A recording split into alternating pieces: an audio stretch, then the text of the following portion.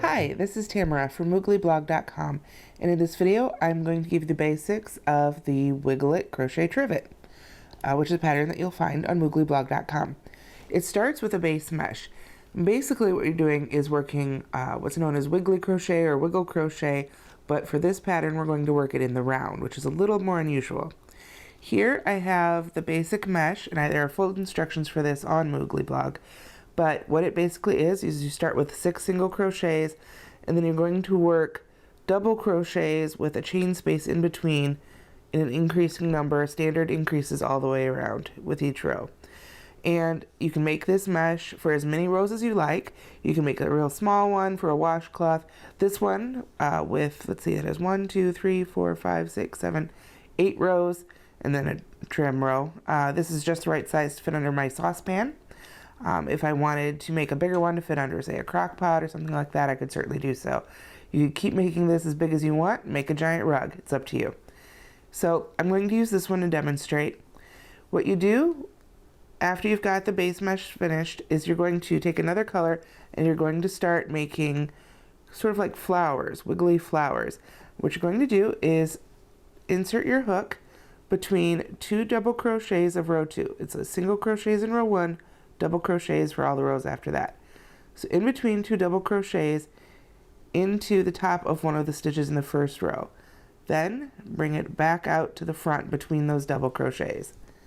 At this point you're going to pick up your first color, or I guess you could say your second color, and pull it through. Go ahead and yarn over, and we're going to chain 3 here. At this point, you can go ahead and pull that end you're not using to the back of the trivet so it stays out of the way. Now, after chaining 3, sorry, this is a little wobbly here. There we go. You're going to double crochet in the around the post of the double crochet stitch just to the left. So you can see we joined here. This double crochet is just to the left. You're going to go around the post. So go between the next 2 double crochets, come back on the other side, and work a double crochet straight up into the air off the top of that post. Work a second double crochet around that post. You can see already those stitches are sticking up off the surface of the mesh.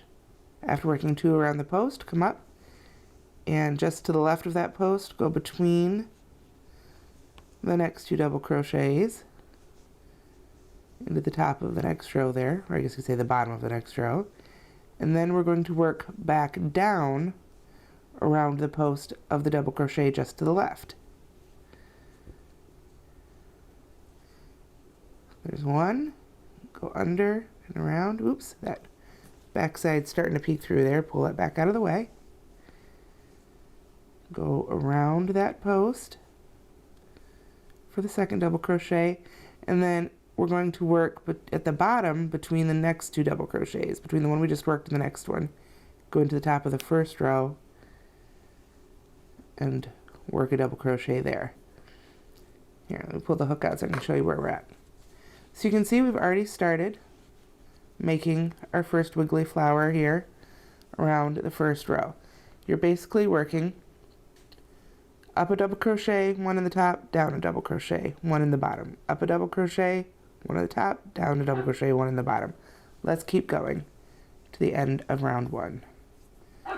So we've worked in the base of that one. So what's the next one here? Kind of turn it around. You can see that's the next double crochet. So we'll work 2 double crochets around that post. You're just working right up into the air, right up off the surface. You're not actually going to work in the tops of any of these stitches, just kind of around them. So at the top, between 2 double crochets of the next row, and then come back down, working along the next double crochet. Then 1 in the bottom.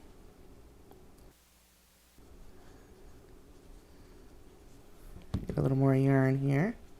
And you can make these, some people have said they made them with acrylic. I prefer to use cotton because cotton won't melt. And the risk with acrylic yarn is, of course, that it will melt if the temperatures are hot enough. Some people swear by it, but I'm going to recommend cotton. We'll just put it at that. Plus, the nice thing about cotton is that it is inexpensive. It's bright, it's colorful, great for kitchen things, absorbent too. Habits knows my pot holders and trivets always get spilled on. So, as you can see, I'm just doing the same thing over and over again. Down a double crochet, one in the bottom, up the double crochet, one in the top. Oops. One note about these too, some people have complained that they tend to cup a little bit. I find that blocking the mesh before you begin putting on the flowers helps a bit with that, but if you find that it's curling up quite a bit, you might want to move up a hook size. Different people have different tensions and mine just might be looser than yours. That's normal and perfectly fine. You're not doing anything wrong. Just different people. Oops. There we go. So for this I'm using a G hook and worsted weight kitchen cotton. If, like I said, if you are finding that yours is curling up quite a bit, you might want to move up to an H hook. Oops. It's a little awkward at first. Doesn't look very elegant while you're making it, but I think the end product is worth it. Let's see. Up the next double crochet. We're almost done with the first round here.